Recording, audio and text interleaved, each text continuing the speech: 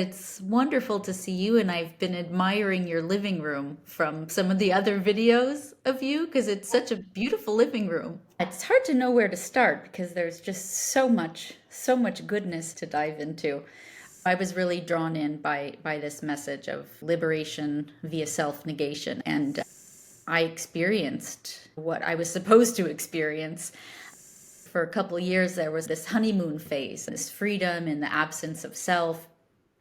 But over time, I realized the sacrifices that were being made for that impersonal kind of peacefulness.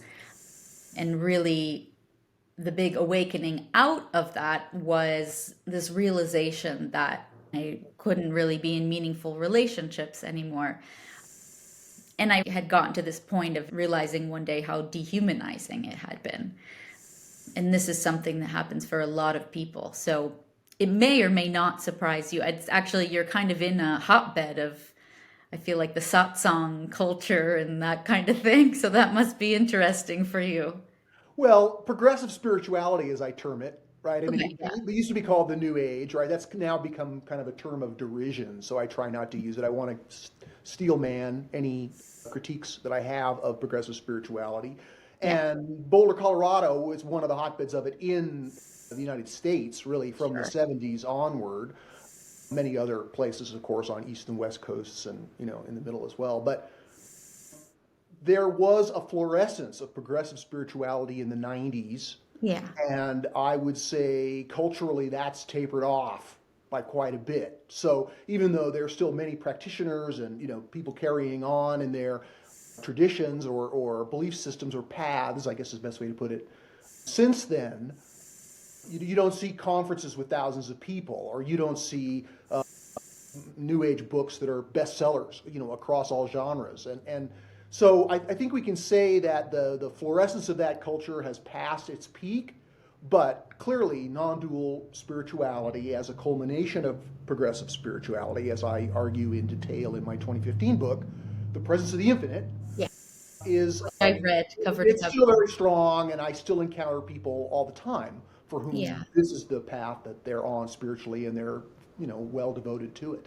Right. And I think that, and maybe this is something that would be a bit more surprising perhaps for you, I'm not sure, that it does feel to me like the neo-advaita movement is very alive and kicking, especially on YouTube.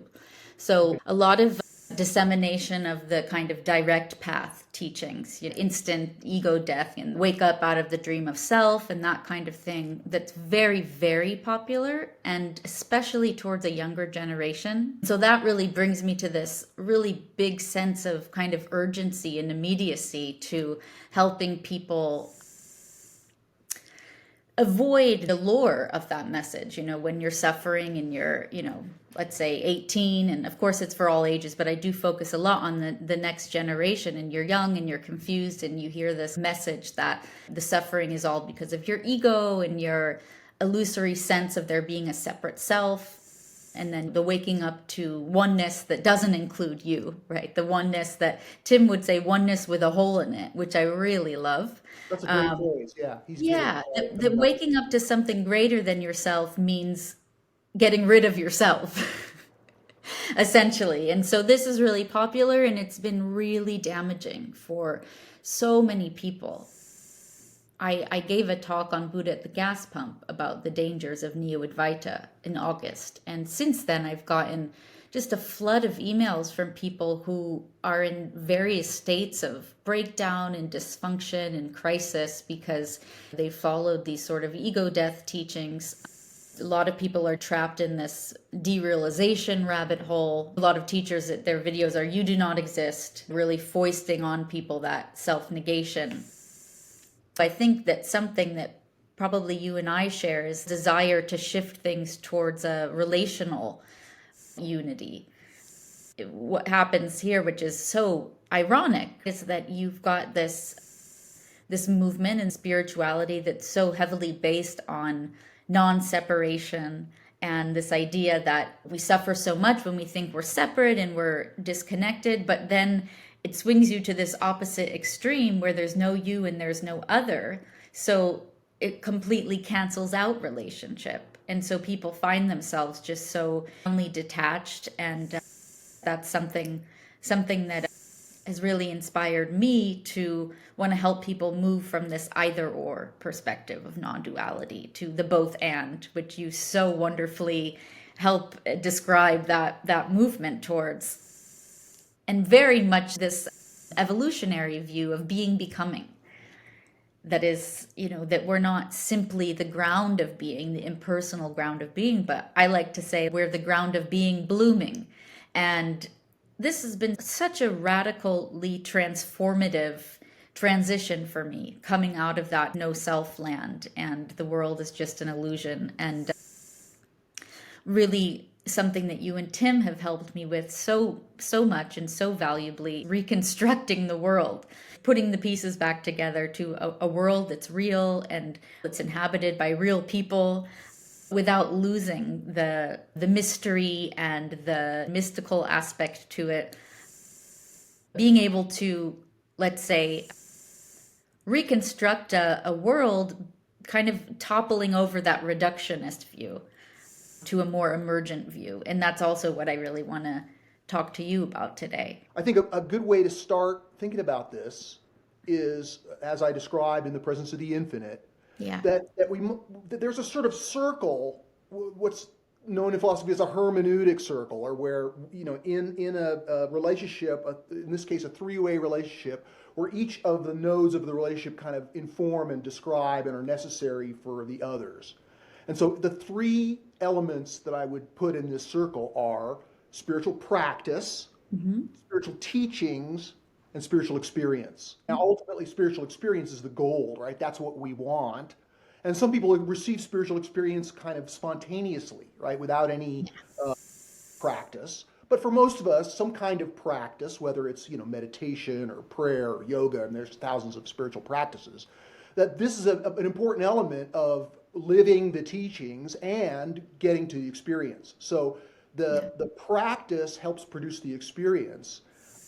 The teachings inform the practice, and the experience confirms the teachings. In other words, the experiences are kind of explained and contextualized by the teaching. So no matter how non-conceptual we may want our spirituality to be, I argue at length in the book that there's no getting away from spiritual teachings, right? They can be certainly de-emphasized, but the more you de-emphasize them, the more they sort of sneak back in disguise, right? Sure. And so that what I focus on in The Presence of the Infinite are the spiritual teachings of the various kinds of spirituality that are on offer in the marketplace of ideas, with a focus on the culmination of progressive spirituality in non-duality. Really, it's sort of that movement of progressive spirituality that started in the 70s was, somewhat non-dual from the beginning, but way more eclectic.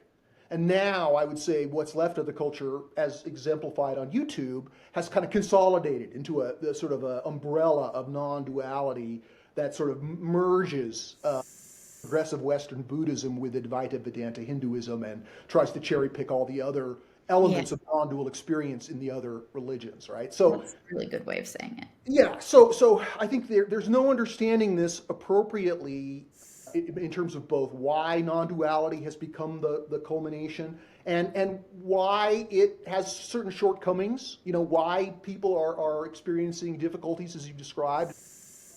I think it's important to understand this from a cultural development perspective.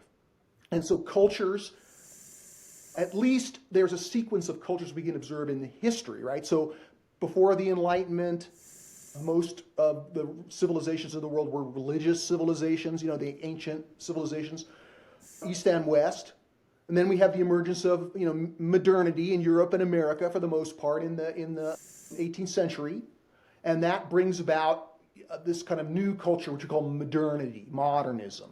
And modernity and traditionalism are these two major blocks of culture, civilization that can be compared and contrasted. And this is a well-accepted understanding in many different academic fields that there's pre-modernity and modernity, right? Beyond that, from a perspective of the integral philosophy that I represent, In the last 70 years or so, there's emerged a third major new worldview in the United States and Europe especially, which we term the progressive postmodern worldview. Sure. And this worldview resembles the other two, traditionalism and modernity, and has gone through many of the same transformations and transitions. And the hunger for spiritual experience, the hunger for spiritual truth, I would say, is it's an indestructible element of human reality, right? That can't be explained away merely by evolutionary psychology, like, we had some group dynamic.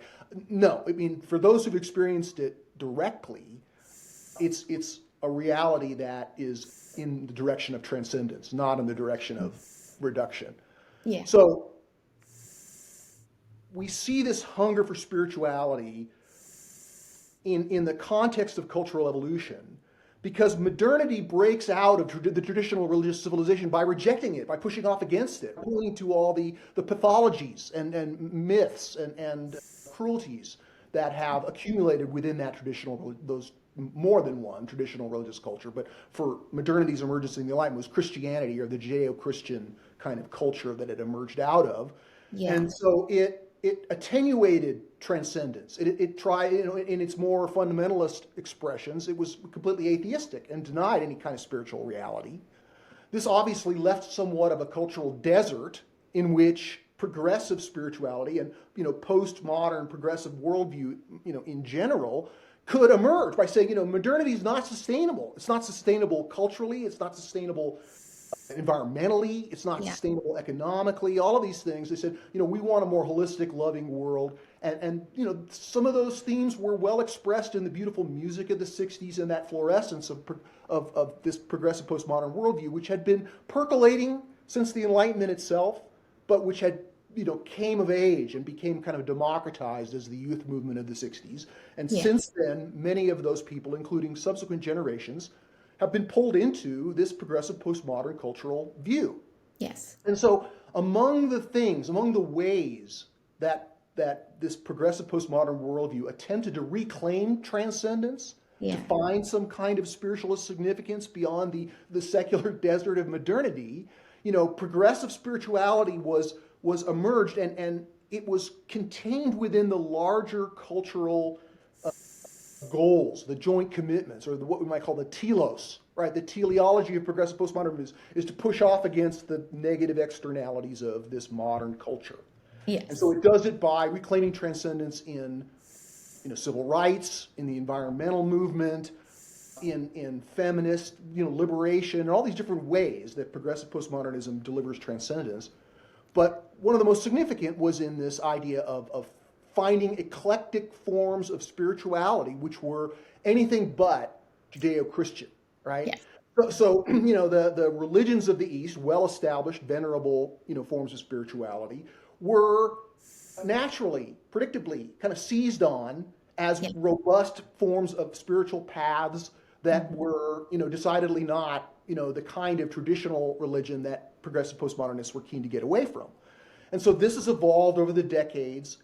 And like almost all forms of culture, as the culture matures, it gets to the point where the problems that it has emerged to solve become solved. And so it starts over-solving. It starts projecting those problems in places where they don't exist. And then among that, it sort of circles the wagons, that the cultural structure of the worldview itself gets a kind of a hardened membrane, right? Yeah.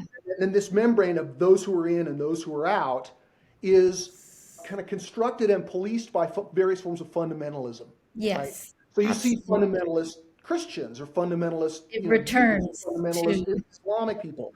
They're trying to close off all further development and say there's only one true way. I mean, it's a kind of, all fundamentalism is an attempt at reduction in service of defense. Exactly. So certainly many, the viewers will be aware of the dangers of fundamentalism of every kind, whether it's ISIS militantism or Christian cults that are oppressive, etc. We see similar fundamentalisms in modernity, right? As it gains traction, it's sort of, not everybody in modernity or traditionalism is a fundamentalist. No. But for example, in modernity, strict, intense physicalist atheism is a form of modernist fundamentalism, right? Because it's also reductionistic, right? There's nothing but physical stuff, right? Right. That any talk of transcendence is woo-woo, right? So again, they're policing the boundaries of modernity, right? You're either a good secular rationalist or you're one of those woo-woo people. Likewise, we see within progressivism now that progressivism has been emerging and evolving and developing and maturing over the last several decades, it's come to the point where we begin to see a variety of fundamentalisms that are predictable from this cultural development perspective. Among these, one of them is intense anti-racism as a kind of ideology that declares that the Western civilization is completely bankrupt and irredeemably evil. We must dismantle it. That's a kind of destructive fundamentalism. Yes. Another fundamentalism is the fundamentalism of strict non-duality, right? That's sort of the as you mentioned at the beginning, this embrace of complete world denialism, Yeah. right? I mean, it goes beyond just recognizing the emptiness as a philosophical proposition. It's a full embrace of what's sometimes Zen Buddhism is known as voidism, right? Yeah. And so, the void is expressed as, paraphrasing Nagarjuna, at the ultimate reality is nothing, and really not even nothing, right? Emptiness is empty, right? Yes. So there's this kind of they go all the way, and that starts to distort the truth, or it brings in when you want to reduce it, you want to say all of spiritual reality, all of spiritual experience is nothing but this. You can recognize the fundamentalist tendency of reduction, and for many people that's satisfying. So I respect that you feel a calling to help the people who've been damaged by the extreme partiality of this progressive fundamentalism. And so I'm sympathetic to that. Anytime there's somebody hurt by fundamentalism, it's something that we should care about and try to remedy. But it's also important that we not take a black and white view of this and kind of have seeds of our own fundamentalism by saying that for many people who are on a non-dual spiritual path, this is a valid form of spiritual growth. It's just at this point we're beginning to see how it's partial.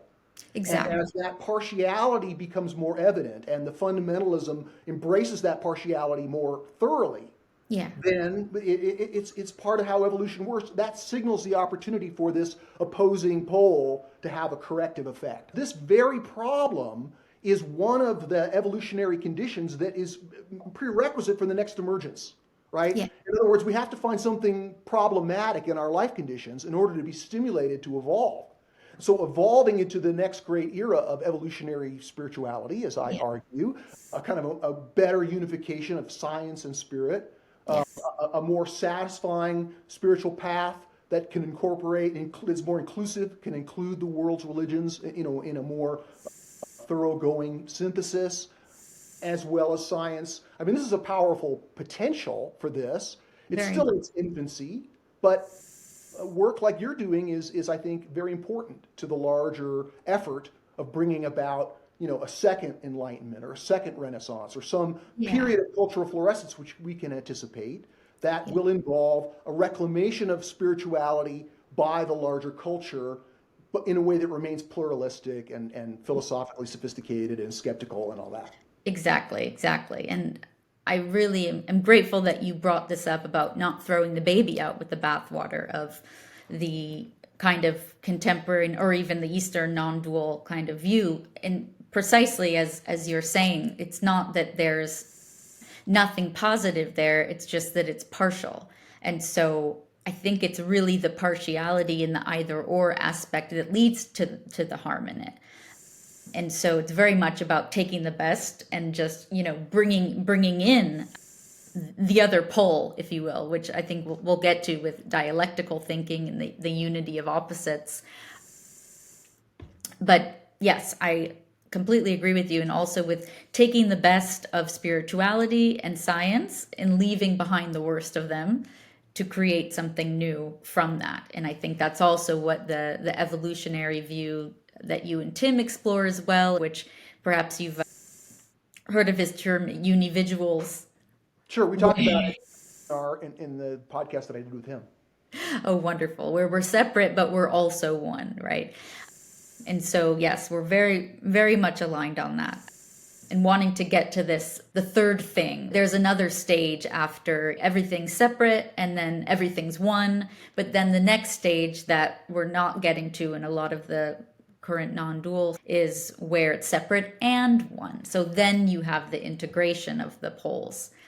And that's what I'm also hoping that we can unpack a little bit, because I think that, the unity fallacy that you talk about, where you said that there was I think a misconstrual of oneness with wholeness. Right. Yeah, that's from Charles Johnston. I want to give a shout out to him. Okay, His book, Necessary Wisdom, is where I, borrowed the term unity fallacy. So great. that's explained further there, but also in Presence of the Infinite. Yeah, it feels like the unity fallacy is more of what we've fallen into in the modern spiritual marketplace. It's so pervaded by the kind of either or non-dual view. And Right, I'm and thinking, that's a subset of the larger unity fallacy that is the performative contradiction of progressive postmodernism in general. But yeah, that's, we can unpack that idea. that's a big thing that was so helpful for me to really unpack fallacies in the either or thinking. And then, or maybe you Well, could give a that's one way review of the giving it. fallacies. Yeah, yeah. Well, okay. So it starts with this idea that the universe is, evolving, right? And we could even say that the evolution is what the universe is, right? And so bracketing for a moment a defense of the idea that the finite universe has some spiritual reality and it's not just an illusion. Yeah. If we're allowing for, okay, start with why is there something rather than nothing, right? And so there's something is our universe. And what is our universe? It's this process of becoming that's been going on for a very short period of time. We're only 3 times older than the Earth itself. Yeah. And in this process of unfolding of evolution, there's what we might see as a structure of emergence, right? From the hydrogen atoms of the Big Bang up through the evolution of the periodic table of elements, the evolution of the biological tree of life, and the evolution of human history, all right, since we, first became a civilization and before. And so this process of becoming inevitably unfolds by a process of value creation, right? Values being created. And value is kind of a dry term. I like to substitute the idea of goodness, truth, and beauty, which have been since antiquity, which have been recognized by many sensitive thinkers as the most intrinsic values. In the same way that, the full color on your computer screen is made up by, RGB dots, right? Red, green, and blue.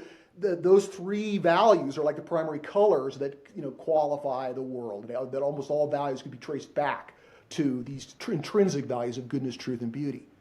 And as these values unfold, both naturally and intentionally, right, by natural selection and actual selection in human history, we can begin to see that there's that this value in the universe is a force. It's a first principle. It's like matter and energy and the laws of physics. It sort of is there from the beginning, but it becomes more and more evident first through the emergence of life, which is drawn to a primitive form of goodness, which we know as survival value, right? All life is striving to survive and reproduce. And that's evidence of, goodness as a force on life, which is an attractor on life, and which allows life to be, unlike matter, which is just responding to entropy. Life is a river that runs uphill. So this value, traction, if you will, or value gravity, or value magnetism, there's many analogies we could use, that it exhibits certain physics, right? So I like to quote Emerson, right? Ralph Waldo Emerson. He says that every natural fact is a symbol of some higher spiritual fact. And so we can begin to see that the natural fact of energy and matter and their interaction in the physical universe points to a kind of at least loosely similar understanding of value as behaving like energy, only in the internal universe, within, acting on consciousness, affecting life, affecting humans.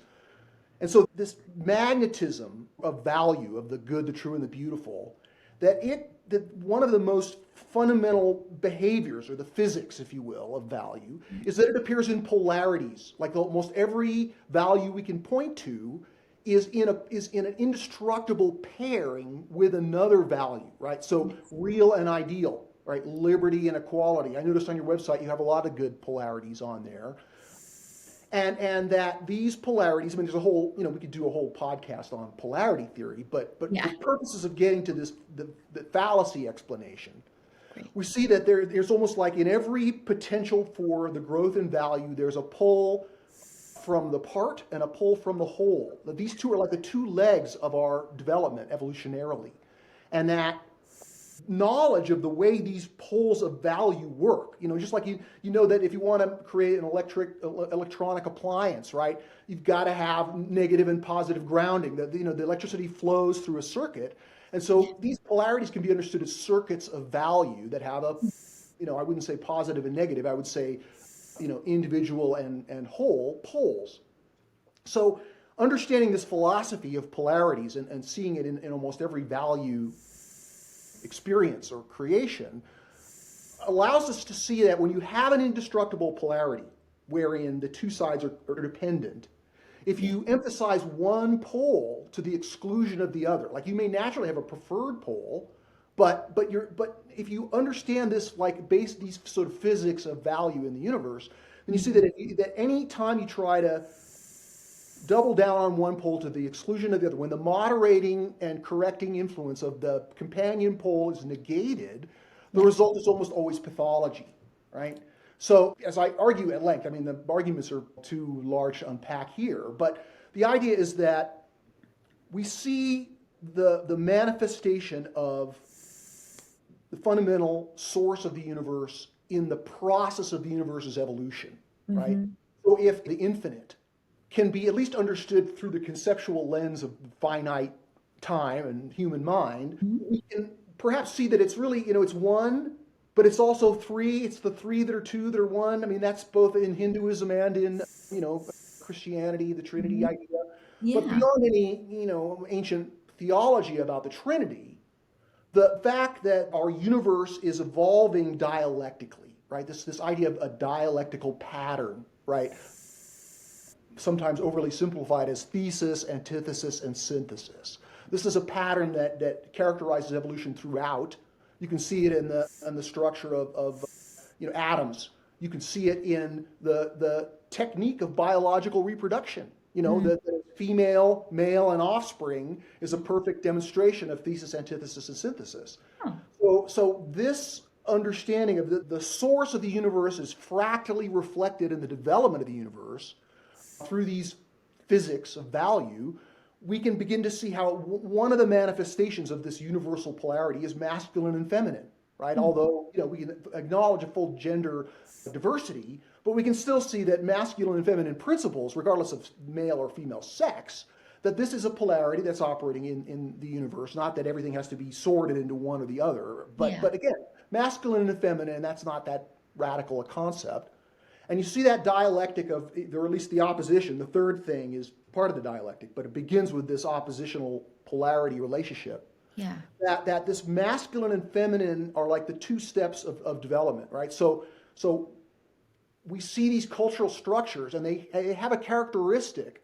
Maybe feminine is too loaded a term, but the stepwise process of growth in practically every system exhibits this pattern where there's to grow to something new, you have to transcend, you have to break out, a part has to emerge from the whole that's new, right?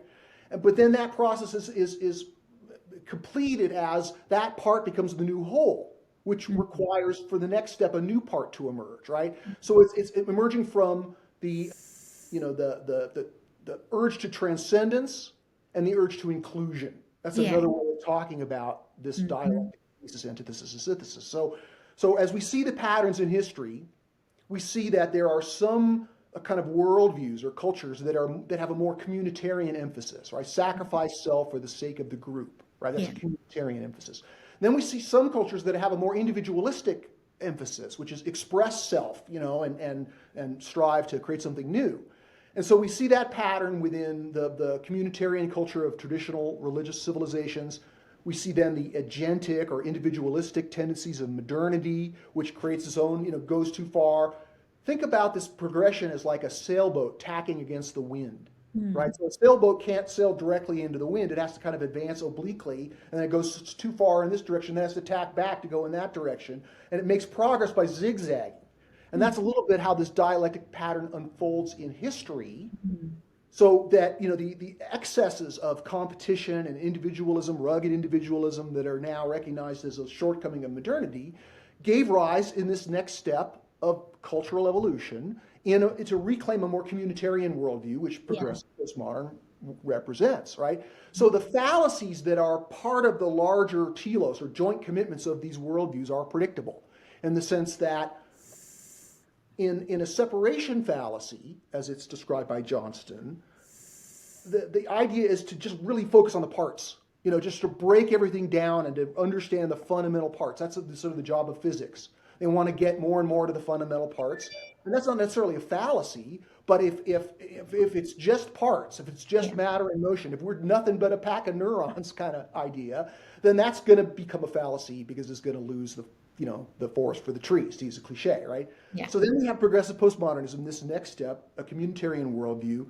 It naturally wants to side with the whole, the holistic. It naturally wants to side with what is, I think, easily recognized as a more feminine principle, right, of holism, right? Masculine principle of, partness, feminine principle of wholeness. And so when you're in progressive modernity, you're going to naturally, culturally, have a preferred pole. And that's healthy, right? So for example, an excess of competition makes progressivism want to emphasize cooperation, right? And so the fallacy comes in where those two elements, like competition and cooperation, which are indestructible polarity, right, that both create value, but the value creating capacity of competition and cooperation are both determined by the moderation by the other, right? Too much competition by itself, it's dog eat dog. Too much cooperation, it's groupthink. So the fallacy only occurs when you somehow think that one pole is simply good and the other pole is simply bad.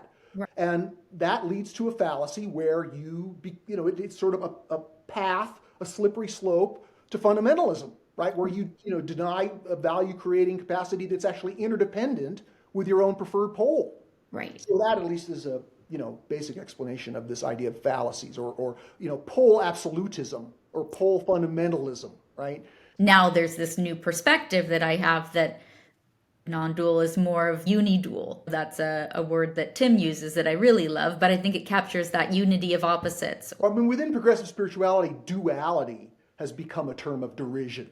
Right? Exactly. Like that dualistic or Separate. somehow it's been strawman. Like that's some, Cartesian dualism, right? After Rene Descartes, like, we've transcended that, or we there's interesting agreement between secular fundamentalists and progressive spirituality fundamentalists about the dualism because they're both form of monisms, right? There's just one thing, right? Either that one thing is matter or that one thing is mind, right? And so this is we can trace this,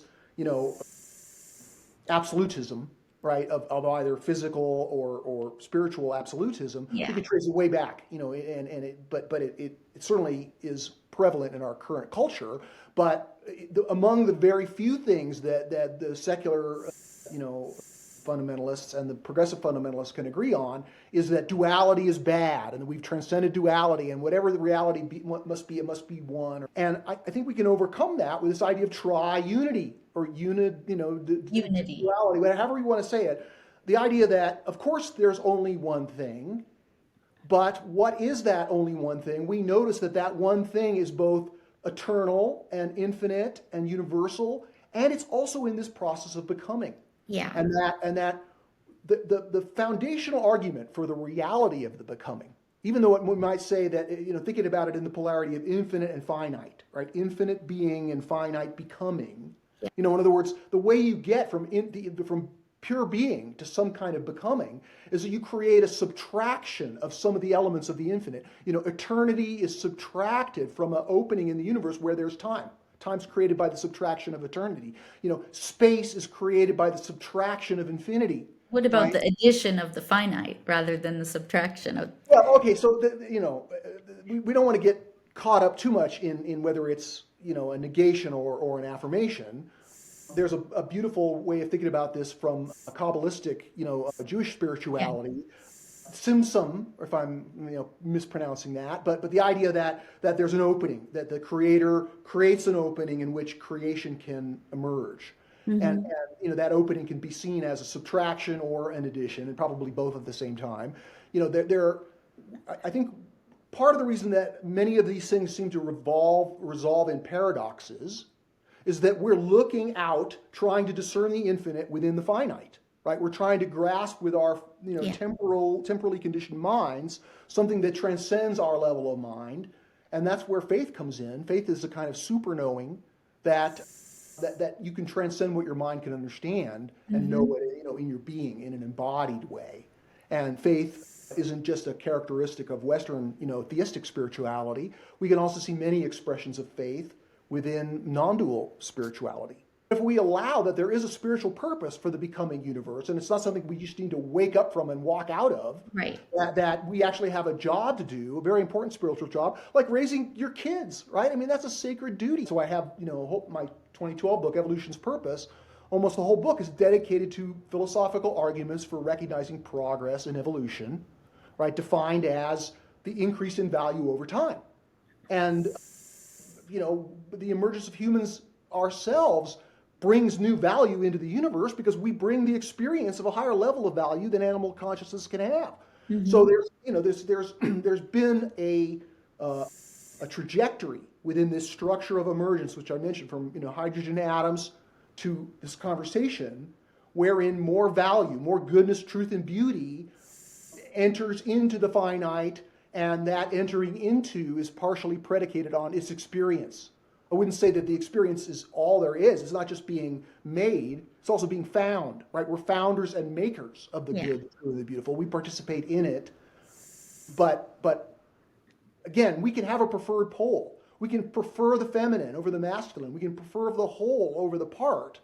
But here in the finite, if we want to make progress, if we want to grow spiritually, if we want to make the world a better place incrementally, then it's worth appreciating these physics of spirit, because it's a revelation of new truth.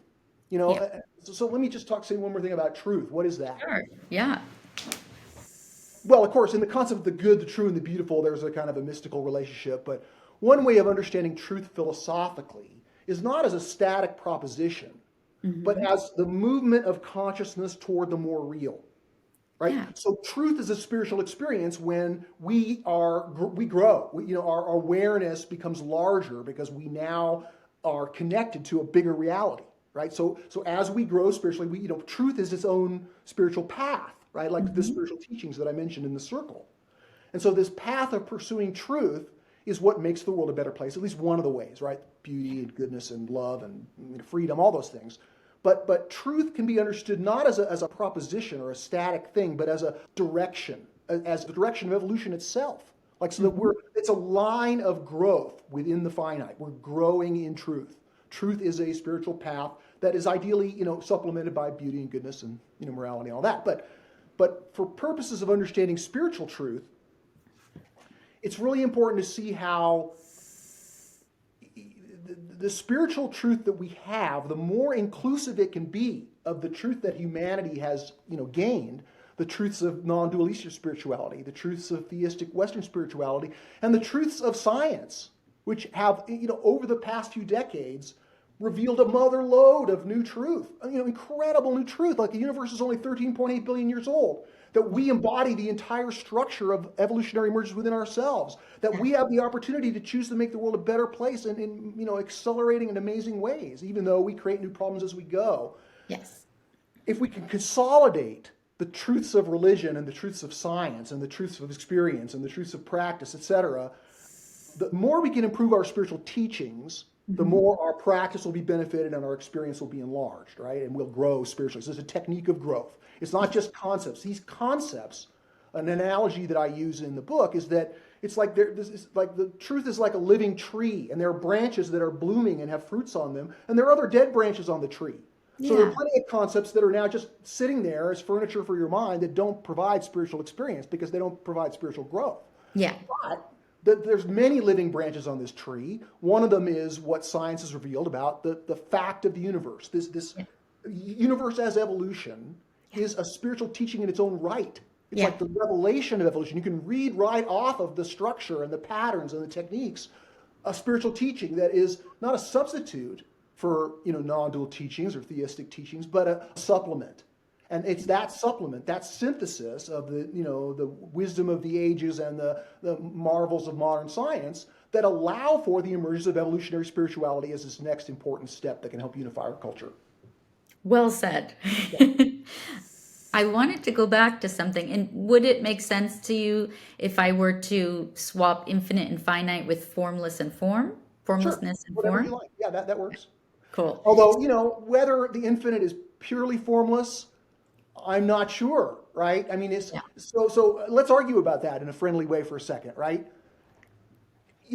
Formlessness is a concept, right? It certainly would, I would say, apply to elements of the infinite. We know from spiritual experience that a characteristic of the infinite is formlessness. But again, if everything we can see of ultimate reality in the finite is going to be refracted into this, triune lens, we can't kind of escape that entirely if we're going to at least use our minds and use concepts and talk about truth. Yeah. Then formlessness sounds kind of impotent. That can something that's completely formless give Yeah. rise to the evolving universe? The Big Bang was not nothing. That's the most radical thing that we've ever observed as humans.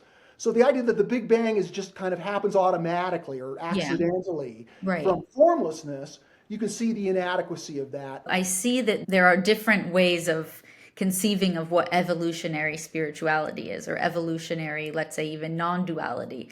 What I see a lot in the kind of either or reductionist non-dual view is that the evolutionary perspective is that, as their perception is that it's pure consciousness, that pure consciousness, the point of evolution is for pure consciousness to merge back with itself into pure consciousness, so that it's the collapse of what it's evolved into, of beings becoming, rather than the evolutionary perspective that feels more like what we're exploring, which is quite different than that, where it's, well, at least for me, where it's, let's say, that unmanifest or that infinite or that primal potentiality is now the point, not the point of evolution, but what we have here now. And I know Tim talks about it as in sort of the universe in relationship with itself, that perhaps the point or what evolution's led to is not, the consciousness reuniting with its amorphousness,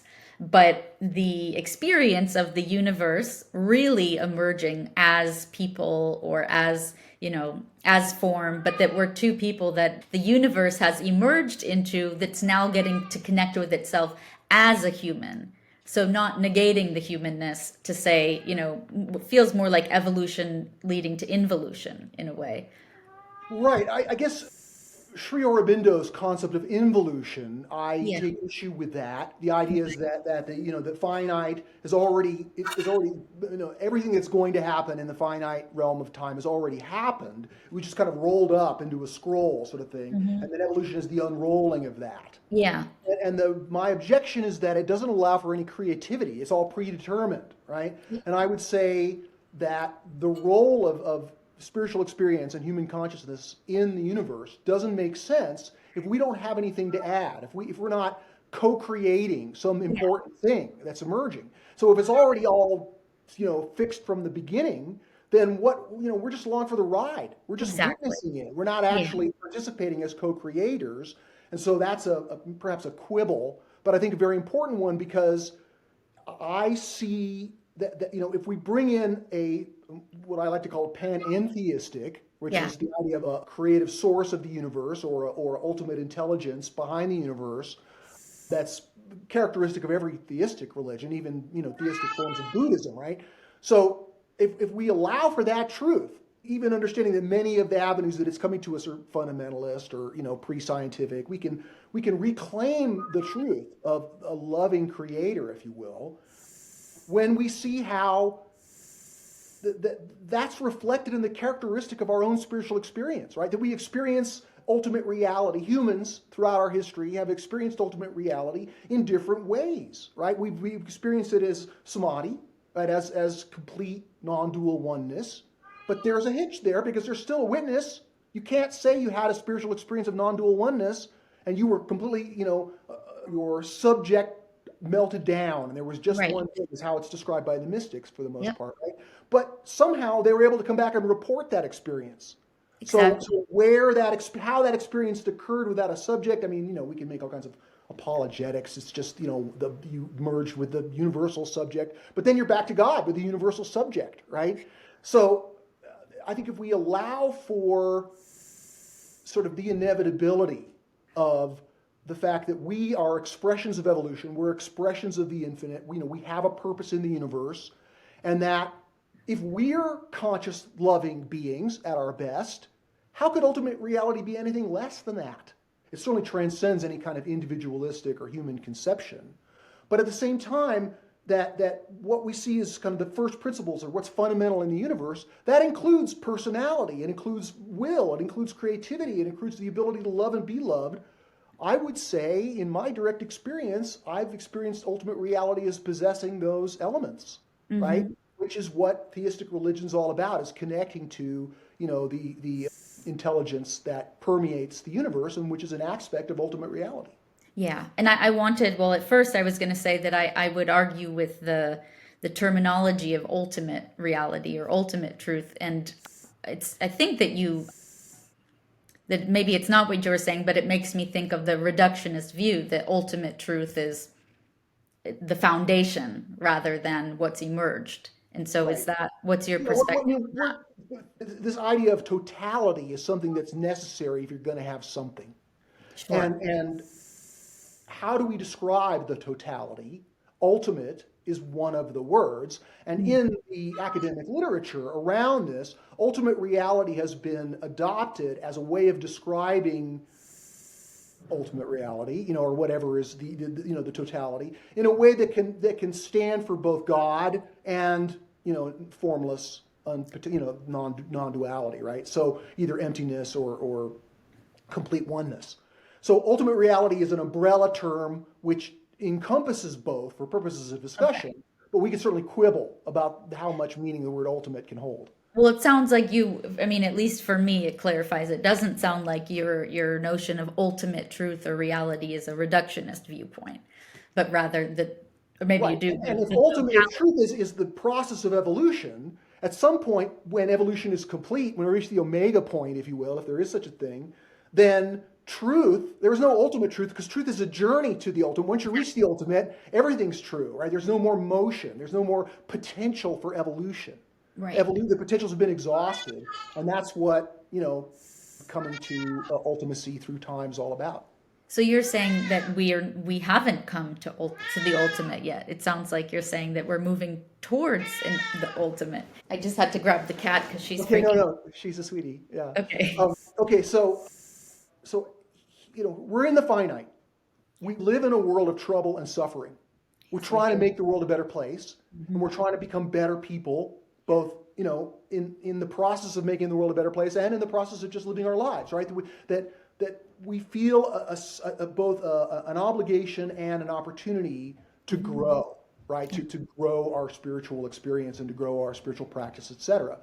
So this process of trying to make the world a better place is it's one of the most important things that's going on here in the finite universe, is that humans are improving the human condition. And of Yeah. course, creating new problems and pollution and all kinds of things. We could argue about whether there's been any progress in human history. I think there are very strong arguments that indeed there have been, even though some things have been lost along the way.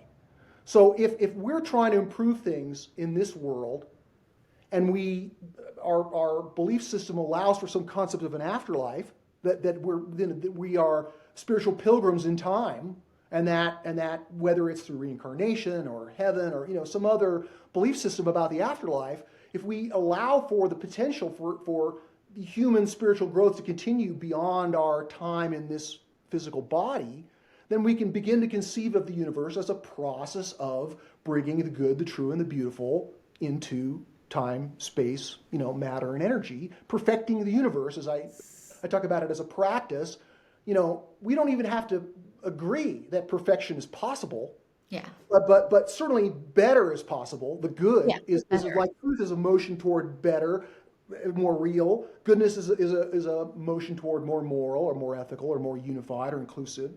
So we're in the finite universe, and we are, we're inevitably have to recognize the spiritual reality of that. Right? This Yeah. isn't just an illusion. It's not just something that it's like a bad dream we need to wake up from. Right. It's actually, just like, again, parenting, the perfect analogy of a Yeah. sacred duty to make the world a better place and to teach what Yes. you learn and to raise a good kid. So allowing for a universe of purpose and progress Yeah. is a cornerstone of evolutionary spirituality, and Yes. one wherein the lack of that, the partiality of that inadequate inclusion within non-dual spirituality renders its usefulness for, perfecting the universe, limited. We're seeing the limitations of that in the Yeah. sense of the growing harm that's coming from, a fundamentalism of no self that causes real harm to real people in real life, as you are encountering and trying to remedy, making the world a Yes. better place in the Yeah. process.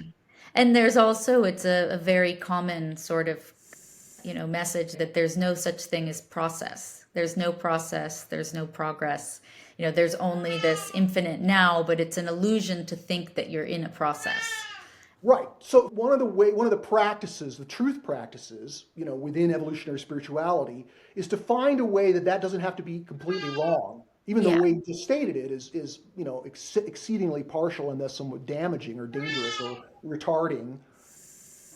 We can allow for that to be at least partially true and not negate its pole in the polarity of Mhm. non-duality and theism by appreciating that a very deep and important part of human spiritual experience gives that message. That samadhi delivers a message which I think has been inadequately interpreted for Yeah. lack of a process of understanding evolution and becoming, which is again new to the human awareness. Sure. In these previous pre-modern religions, it was cyclical at best, right? And so this idea that there's both this kind of illusion to the world, that there's just kind of oneness, and that any idea that we're going from here to there or that we're not perfect already, that those are illusions. We can allow the challenge of that without negating it entirely by, I think one of the ways is this practice of wise non-attachment, right? Which is kind of a teaching of Buddhism, which is, comes from the spiritual teaching that the world is an illusion, or that Right. we shouldn't cling to our hopes and dreams or things in And this what's world. impermanent. Right. And I think when I first, an old girlfriend of mine kept telling me that, and I was like, "What do you mean wise non-attachment? I can't be wisely not attached to my 5-year-old son. He's going to run out in the street and get hit by a car. Wise Exactly. non-attachment. That maybe you're some monk on a hilltop, but I'm in the world. I'm trying to make things better." Exactly. Okay, but we might contrast it with loving engagement, right? So we want to lovingly engage the world and make it a better place. Yes. However, I've come to find, despite the fact that I was repelled by that idea of non-dual attachment initially, that it's actually a very important complement to loving engagement. That again, if you take loving engagement too far, it's going to make you crazy or neurotic or depressed. Exactly.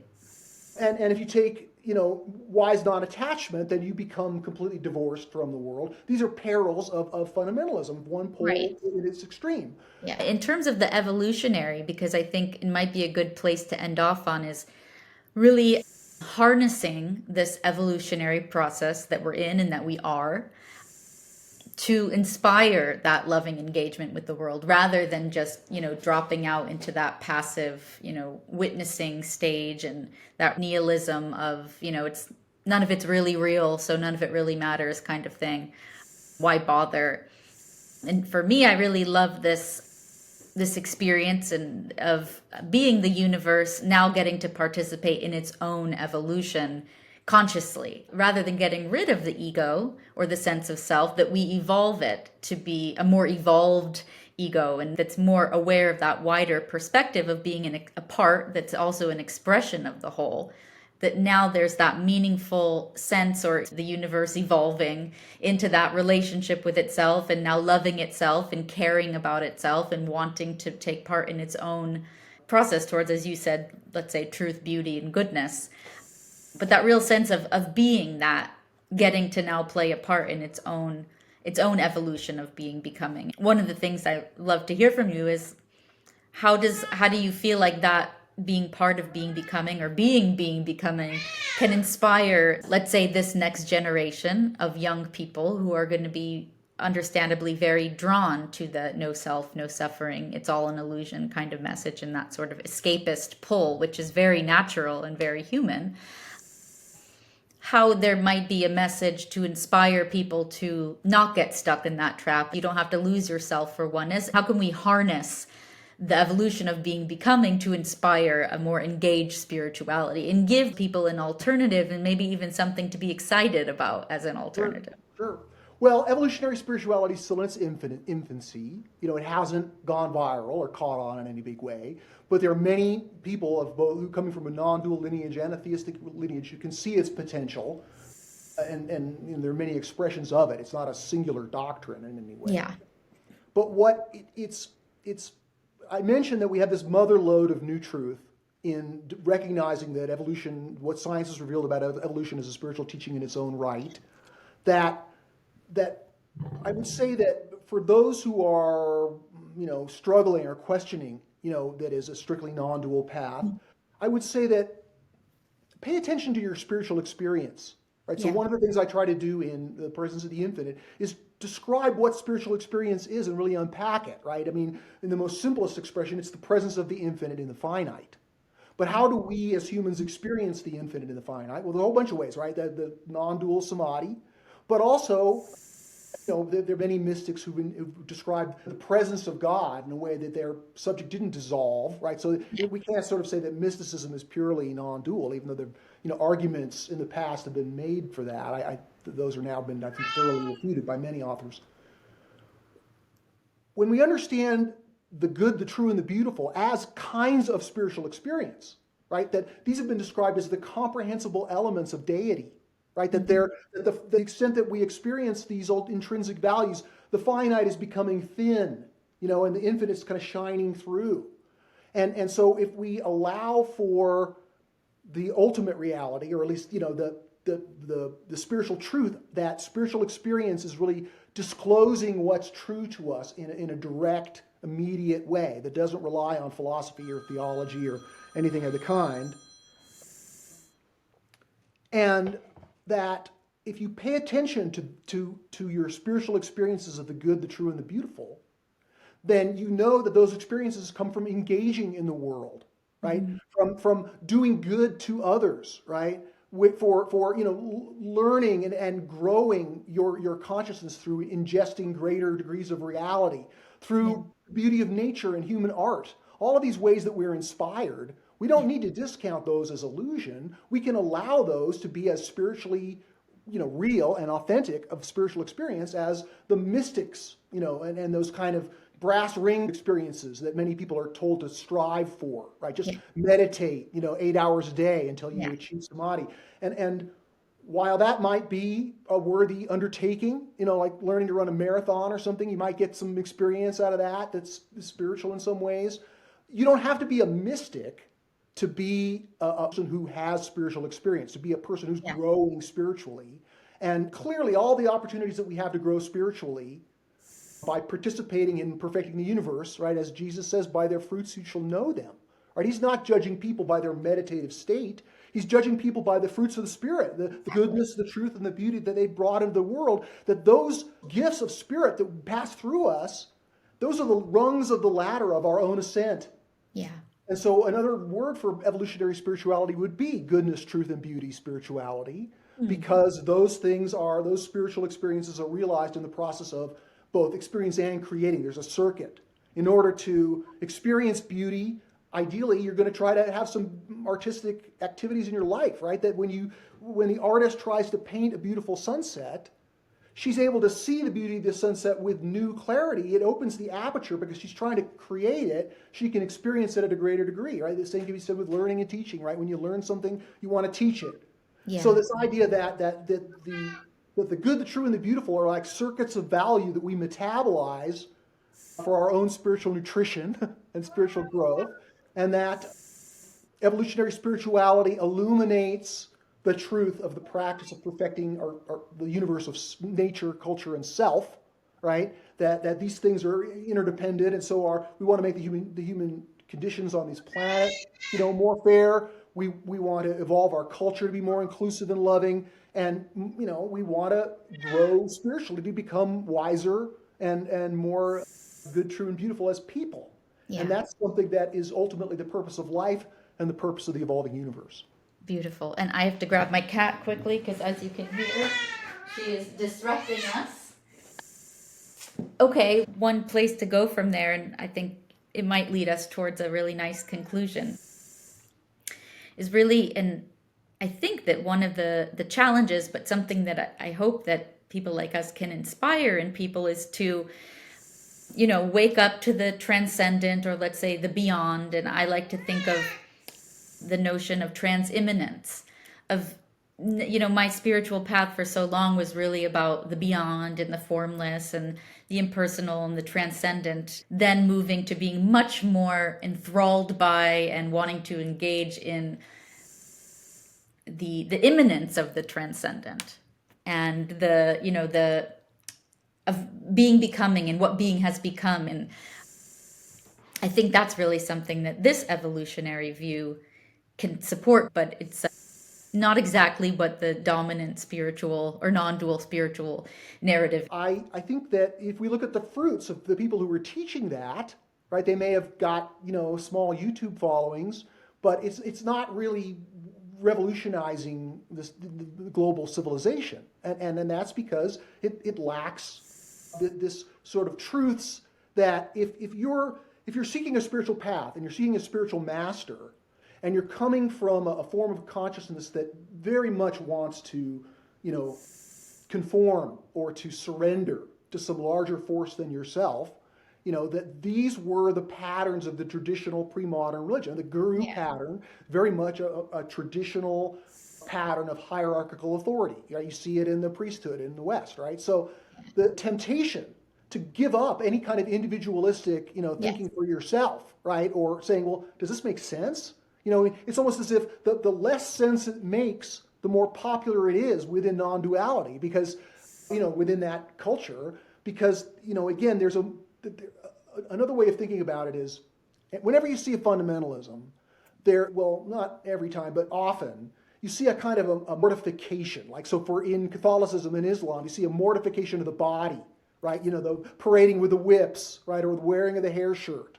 And something similar within non-dual spirituality, the mortification of the ego. Your ego is somehow bad. When we look at those, the mortification of the body is so prudish and just like not true. Right. I think we can begin to see something similar with the idea that just, your body is a sacred gift. It's a beautiful thing, the culmination of 13 billion years of evolution. We may have a faith that we'll survive our body. That doesn't mean the body is shit. I mean, it's a beautiful thing, right? Same with the ego. Right? The ego, you can have a beautiful, fit body that's healthy, and you can have a beautiful, fit ego. That's necessary, right? Try raising kids without an ego. It's impossible. You're in the world. So in the same way that we want that in a mature spirituality recognizes that the body is a vehicle for spiritual experience, it's a vehicle for love, and it's the instrument of our service on this planet, then we can allow it to be sacred without reducing ourselves to it. And when it comes to ourself, I think the term ego itself is problematic because it's been used in all kinds of ways that it's just kind of whatever the bad is, we'll call that ego. Right. It's egotism gets confused with a healthy ego. Well, sure. The idea that the self is not just something lesser. Our self is the container for our growth. People who take psychedelic substances and have an experience of ego dissolution, they're still a witness. They're still the higher self. They're still the personality, at least in my experience. I've had moments when I did feel like whatever the self is was obliterated, but it soon came back. And so the great truth that there's only one thing, that that we're all one people, right? That's a great truth, and we can allow for that if we allow for the equal and opposite great truth that we're all original, that we're unique in our own way, that we have a unique experience, a unique gift to bring to the universe, and that the ability to hold these truths at the same time that very activity of practicing doing that evolves our consciousness. It Yes. makes us more real because we grow in truth by using that technique of truth discernment. Yeah. A unity of diversity is really what we need to move towards. Unity without uniformity. Yeah, Yeah. yeah, that's a classic phrase And that's to what it feels like the evolutionary pull, at least that we're exploring. So yeah, the question I always come back to is how do we inspire people to want to engage with this process of being becoming and not surrender their individuality. right. But I think that you talk a lot about finding purpose in beings becoming. So maybe we could try to end on a little bit of like an inspirational note to people of how you can cultivate a sense of purpose from tapping into that sense of being part of the evolution of being becoming and playing a meaningful role in that. Sure. Well, for those who are attracted to the idea of evolutionary spirituality as the next emergent step of spiritual growth on the horizon of human history, there are many ways to participate in it.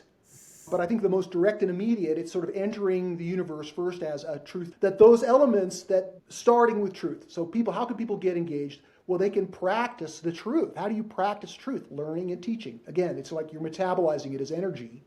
And so you've got to read the books or at least watch the podcasts that explain the books and learn about the spiritual teachings of evolution and what those add and how they are supplemental to, they both challenge and support, these different spiritual paths that people may be, attracted to or already on. So, at this point, how do we make it more vivid? How do we make it more attractive, more Yeah. spiritually fragrant? That's sort of, the central question of the work. We're not going to socially engineer the Yeah. emergence of the next great phase in history, but we can, what I call garden for emergence, right? So there's part of emergence that is predictable and mechanical, and there's part of it that's, there's grace involved, there's mystery, right? Yeah. And so if we're trying to garden for authentic evolutionary emergence, garden, I mean, cultivate it, Beautiful. then, we can do things. We can plant a seed. We can make sure there's sun. We can water it, right? And then ultimately, whether a new form of life sprouts up in our lifetime, it's not up to us. People like yourself are inspiring this. And I think the more that people like us come together to discuss this and share and, put the message out there, and the more that it'll make a difference, hopefully.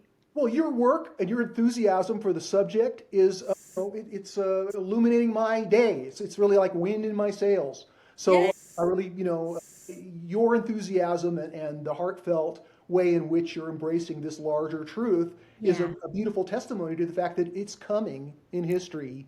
Don't worry. Yeah. And I will say that it's blowing wind into each other's sails Okay, is great. how it feels. I really appreciate you being here. I guess I should say that if people are interested, my primary book on this is The Presence of the Infinite, 2015, and my website, cmcintosh.com. A lot of the stuff's for free. You don't have to buy a book. You can just read it on my website. I'll put all of them in the description.